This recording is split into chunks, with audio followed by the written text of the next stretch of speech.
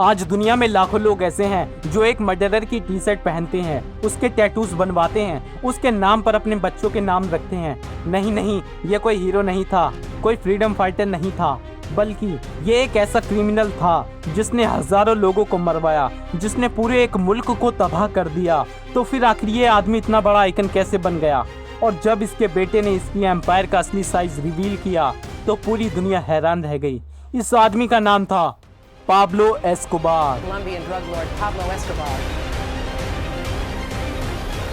Pablo Escobar के भाई Roberto Escobar, जो कार्टेल का अकाउंटेंट था, उसने एक बात रिवील की। उसने कहा, हमारे पास इतना कैश था कि हम हर महीने रबड़ बैंड्स पर सिर्फ $2,500 खर्च करते थे, सिर्फ रबड़ बैंड्स पर नोट बांधने के लिए हर महीने। मतलब सोचो, जिसके पास इतने नोट हो कि सिर्फ रबड़ बैंड्स पर इतना खर्च हो, उस आदमी के पास कुल कितना पैसा होगा। कहा जाता है पाब्लो एस्कोबार की पीक नेटवर्क $30 बिलियन यानी 30 अरब डॉलर्स थी। और ऑफ कोर्स फोर्ब्स मैगजीन ने 1989 में पाब्लो एस्कोबार को दुनिया का 7वां सबसे अमीर आदमी डिक्लेयर किया था। एक क्रिमिनल को, एक ड्रग लॉर्ड को। लेकिन ये सब हुआ कैसे? इसको समझने के लिए हमें थोड़ा पीछे जाना होगा, all the way to Colombia.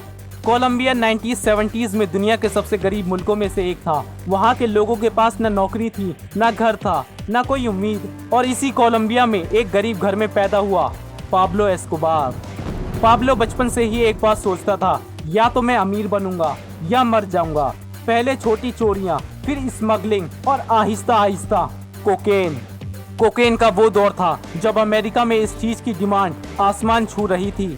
Her party में, हर क्लब में, हर बड़े आदमी की मेज पर। और पाब्लो एस्कोबार ने इस डिमांड को पहचाना।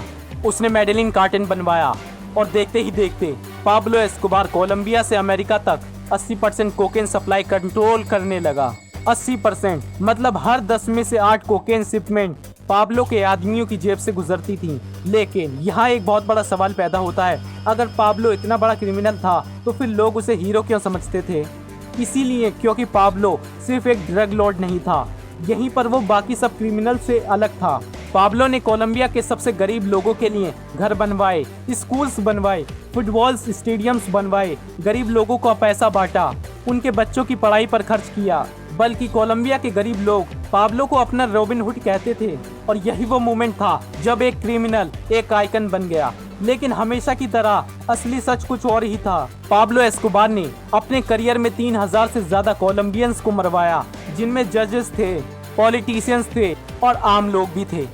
उसका एक फेमस रूल था, पलाटा ओ प्लोमो, मतलब या तो मेरी बात मान लो और पैसा ले लो, या फिर गोली खाओ।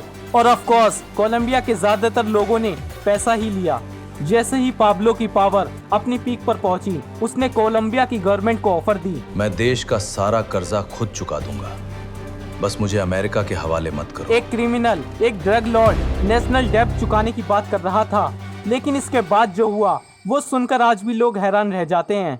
जब पाब्लो पुलिस से छुपता फिर रहा था, एक रात उसकी बेटी मैनुएला को ठंड लगने लगती है तो पाब्लो ने आग जलाई, लेकिन लकड़ी से नहीं, डॉलर बिल्स जलाकर।